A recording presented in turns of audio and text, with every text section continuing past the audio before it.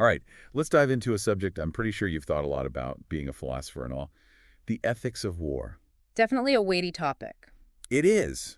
But hey, tough questions. That's your bread and butter, right? Yeah, So you asked for a deep dive into just war theory, and we're here to do exactly that. I did. When, if ever, is war justified?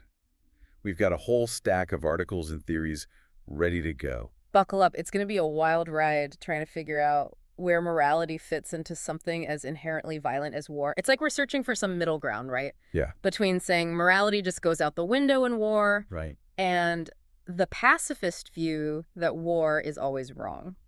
Okay. Yeah, that sets up the two poles of the debate pretty nicely. Mm-hmm. But where does justifiable war actually fit in there? Yeah. Ready to get into nitty-gritty. We've got, from what I've seen, two main camps slugging it out in this philosophical boxing ring. Yeah. The traditionalists and the revisionists. Right. It's like they're coming at the battlefield with totally different game plans. Yeah, that's a good analogy. The traditionalists, sometimes called legalists, they're all about international law, especially the laws of armed conflict. Those are their guiding principles. Okay. And they tend to focus on, like, the state's role, Okay. saying states are the only ones who can legitimately wage war. Okay. And only for a very, very small set of reasons, like self-defense or if their allies need defending. So very much about maintaining that old order. The state has the power, right? Exactly. They want the state to have the authority when it comes to war and peace. Okay. Now, the revisionists, they're not about that state-centric view. Okay. Much more skeptical about giving states that monopoly on force. Interesting. They want a wider scope of what counts as justifiable intervention, Like what? especially with humanitarian crises. Got it. They're more focused on individual rights, individual responsibilities, even globally. So not just protecting the states themselves, but the people, wherever they are. Precisely. Yeah. Now, to get how these ideas actually clash, we should look at those traditional just war principles. Specifically, just ad bellum the criteria for whether going to war is even just in the first place. All right, just add bellum. Break it down for me. What are we talking about? Traditionally, 6 key principles: just cause, legitimate authority, right intention, reasonable prospects of success, proportionality, and last resort. Oh, okay. I can already see where, like, just cause and proportionality, those can mean totally different things to traditionalists versus revisionists. You got it. How do you even measure proportionality when it comes to war? I mean, Right. weighing the good you might do against the damage you're almost guaranteed to cause, Yeah, that's a brain twister even for a philosopher. absolutely. That's where these debates get juicy. Mm. Now, traditionally, the accepted just causes have been pretty narrow: national defense, so protecting yourself or your allies, and humanitarian intervention when you've got extreme suffering, Right. like genocide. Okay, yeah, those make sense on the surface. Mm. But in the world today, are those justifications enough? What if a state is doing things that endanger everyone or are violating tons of human rights, but it's not quite a full-blown crisis yet? It's a question that a lot of philosophers are wrestling with, yeah. Can you intervene then? Right. Let's take national defense. Michael Walzer, a big name in just war theory, argued that it really boils down to protecting individual rights. Okay. He saw the state as the guarantor of security, preserving a shared way of life, embodying that social contract between the people and the government. So defending the state is basically defending the people in it, according to Walzer. Yes. But even that seemingly simple idea has been challenged. You've got the bloodless invasion objection. Okay, with that. Imagine a powerful state could take over another one. No bloodshed at all, just by saying surrender. If the goal is protecting lives, wouldn't surrender be the most ethical thing, even if it means living under a new regime? Whoa, yeah, that makes you think. National defense gets way more complicated when you throw in nonviolent takeover as a possibility. Absolutely. And this is where the revisionists get, shall we say, a bit bolder. Okay. They want a much broader view of humanitarian intervention, Okay. not just stopping atrocities. Some even go so far as to propose redistributive wars. Redistributive wars, like what? Yeah, using military force to deal with global poverty and inequality. Whoa, hold on. Using war to enforce economic justice? That's pretty far out there from the traditional just war stuff. Yeah. Feels like we're wading into ethically murky waters. We are. And Yeah. these debates about just ad bellum are just the tip of the iceberg. There's a whole other layer when we get to how war is actually conducted. Okay. Jus in bello. I'm ready for that next layer. Yeah. Sounds like we're only just starting to peel back the layers of this just war theory onion. We are, yeah, we're just getting started. So, jus in bello, that's justice in how war is conducted. It's about setting ethical limits on how you fight, even if starting the war was justified. So even in the middle of all the chaos and fighting, there are still rules, moral guidelines. Exactly. It's like the moral rulebook for the battlefield. Okay. And the traditional principles of jus in bello, they're pretty simple. Discrimination, proportionality, and necessity. Okay, I know those words, but how do they actually apply to war? What do they mean specifically in this context? Well, discrimination here, it's not about prejudice like we usually think of. Right. It's about being able to tell the difference between combatants, Mm. those actively fighting, Mm. and non-combatants, the civilians. The main principle is you can't intentionally target civilians. That's always wrong. Yeah, that makes sense. Civilians aren't the ones choosing to fight, so they shouldn't be the ones deliberately attacked. Yeah. But what about that unavoidable harm? Collateral damage, all that. Right. It's practically guaranteed that civilians will get hurt, or worse, in any war. Sadly, that's true. And that's where proportionality and necessity come into play. Proportionality means any harm to civilians, even if it's accidental, has to be in proportion to the military goal you're going for. Okay. Necessity means you got to use the least harmful way to reach that goal. Basically, minimize civilian harm even when it's a crazy war zone. So even when a battle is raging, you still have that moral duty to weigh the possible harm to innocent people Mm-hmm.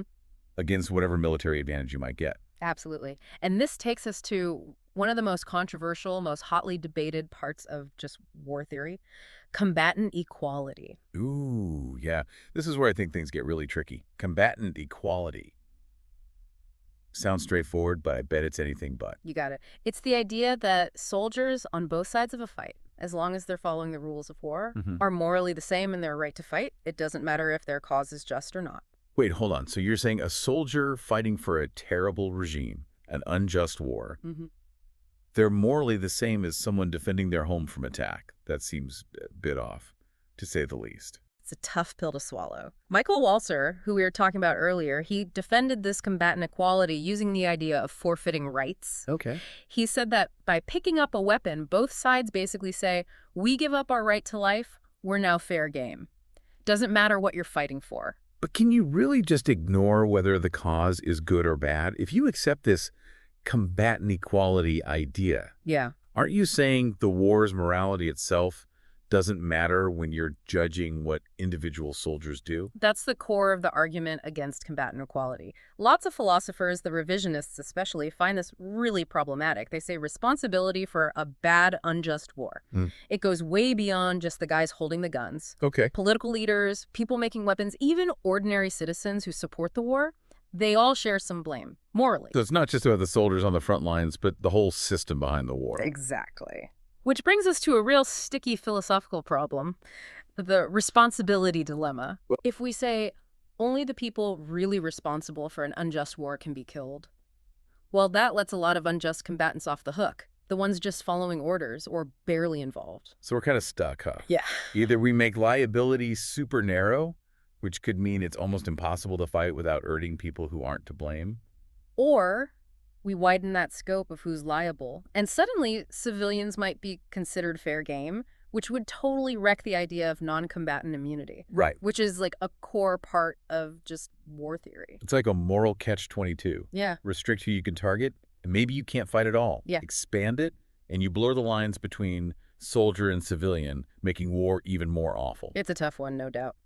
But some philosophers have an idea to help navigate this mess, the moral distinction. Okay. Basically, it says, killing a civilian is inherently worse than killing a soldier, even if neither of them is individually responsible for the war. So even if you can't always say for sure who's to blame, there is still a big moral difference between harming a civilian versus harming a soldier, just by who they are. Exactly. This principle lets us be more nuanced about combatant equality. It says, yeah, maybe unjust combatants aren't always the ones you should kill, but they might still be allowed to fight in some cases. But harming a civilian, that needs way stronger justification. So it's like recognizing that war is messy, but there are still some things that are just plain wronger than others. Add some moral depth instead of it's just being about strategy. Precisely. And this leads to a bigger question about just war theory itself, where it's going. Okay. If the traditional focus on states and that iffy defense of combatant equality, if that's not quite good enough anymore, what's the alternative? How do we judge war morally in the 21st century? Oh. So many different players, technology's changing constantly. That line between soldier and civilian is getting blurrier all the time. Yeah, that's a question to keep philosophers busy for ages, I bet. Hmm. But any initial thoughts on what we do next? New ways to approach the ethics of war in this crazy new world. Yeah, it's a big question. So let's get into that distinction. Hmm. Why is harming civilians seen as especially bad, even in war, where violence is unfortunately kind of expected? Well, first off, we're talking about people who aren't out there fighting. They didn't choose to pick up a weapon. They haven't signed up for the risks of combat. They're just living their lives, and then suddenly they're caught in the middle of a conflict they had nothing to do with. It's a huge violation of that basic right to be safe, to have security. That's a really important point. They are innocent. They are vulnerable. Mm. But some people would say, well, sometimes you can't avoid hurting civilians. It's a sad side effect. But war is messy. That's where the whole necessity thing gets really tough to figure out. Yeah, minimizing civilian harm isn't always easy, especially when you're dealing with an enemy who doesn't play by the rules, who uses civilians for their own advantage. Right. Think about things like sieges or bombing cities from the air. Yeah. Those are often about breaking the spirit of the people, even if it means tons of civilian casualties. So in those cases, it's not just an accident. It's them actually targeting civilians as part of their plan. Yeah. That seems like a clear violation of all this just war theory we've been talking about. It is, and it brings up those really tough questions about where the line is. Some might argue that even those horrible tactics are okay if they lead to the war ending faster, saving lives overall in the long run. But a lot of people, and I'm in this camp, believe there's a moral line you just can't cross. You can never intentionally target innocent civilians. It doesn't matter what your reason is. So even in a war where the stakes are so high and everyone's pushing for victory, there are still some things that are just wrong, period, no matter what. I believe so. And that's why the moral distinction is so important. Yeah. It helps us see why harming civilians is different on a whole other level from harming soldiers. Even accidental civilian deaths need to be looked at carefully, morally, Right. but intentionally targeting them. That goes against a fundamental ethical rule. So the moral distinction, it helps sort out some of these dilemmas, right? Yeah. It gives us a way to understand why some actions are just worse than others, even in the craziness of war. It's not just about strategy anymore. Exactly. Which then makes us ask an even bigger question about the future of just war theory itself. Oh, okay. If this traditional way, focus on states and that kind of shaky defense of combatant equality, if that's not really cutting it anymore, what do we do? How do we judge whether a war is moral in the 21st century? Right. We've got all these different groups involved. Technology is always changing. The line between soldier and civilian is getting harder and harder to see. Well, yeah. Those are questions that could keep philosophers arguing for, like, centuries. Yeah. But for now, just some initial thoughts. Where do we even go from here? New ways to think about war ethically in this crazy new world. Well, maybe it's time to look at more of what we call collectivist approaches to morality, where we think about the responsibility of entire groups, not just individuals. Okay. Because at the end of the day, wars are fought by groups, states, armies, even those groups that aren't official states. If we can understand how those groups are responsible, how they decide to do things, how decisions are made, that might give us a whole new way to approach the ethics of war today. That's a really interesting idea. Seems like we've only just dipped our toes into this topic, really. Yeah. But for now, I want to thank you for taking us through this philosophical jungle. It's given us, and hopefully our listener, a lot to chew on. It's been my pleasure. To our listener, our fellow philosophy enthusiast. Keep asking those tough questions. Don't accept things at face value. Wow. Keep looking for a better, more ethical way to deal with war, this problem that's been around forever. Very well said. And on that note, we'll leave you to contemplate the complexities of war and peace. Until next time, happy deep diving.